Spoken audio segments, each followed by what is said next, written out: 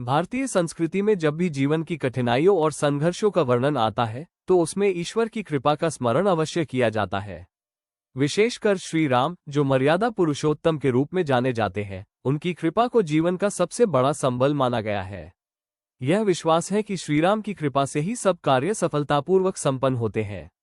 श्रीराम ने अपने जीवन में कठिन से कठिन परिस्थितियों का सामना किया, किंतु कभी भी धर्म और मर्यादा का त्याग नहीं किया। वनवास, सीता हरण, रावण वध जैसी घटनाएं उनके धैर्य और आदर्श का प्रमाण है।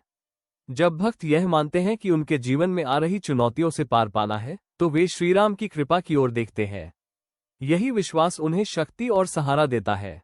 जब हम किसी कार्य की शुरुआत करते हैं और अनजाने में परिस्थितियां अनुकूल बनने लगती हैं, तो यह अनुभूति होती है कि यह केवल हमारे प्रयास का परिणाम नहीं है, बल्कि किसी अदृश्य शक्ति का आशीर्वाद भी है। भक्त इसे श्रीराम की कृपा मानते हैं। चाहे व्यापार में सफलता हो, परिवार में सुख शांति हो या कठिन रोग से मुक्ति, सब में श्रीराम की अनुकंपा झलकती है। श्रीराम की कृपा प्राप्त करने के लिए श्रद्धा और समर्पण आवश्यक है। तुलसीदास जी ने भी कहा है, भजेहि राम बसहु मनि भीतर, अर्थात जो राम का भजन करता है उनके हृदय में स्वयं श्रीराम विराजते हैं। जब मनुष्य अपने अहंकार को छोड़कर विनम्रता और श्रद्धा के साथ श्रीराम का स्मरण करता है, तब उनकी कृपा स्वतः प्रकट होती है। श्रीराम की कृपा से सब काम हो रहा है, यह वाक्य हमें विनम्रता सिखाता है। ये बताता है कि सफलता केवल हमारे प्रयासों से नहीं, बल्कि ईश्वर के आशीर्वाद से मिलती है।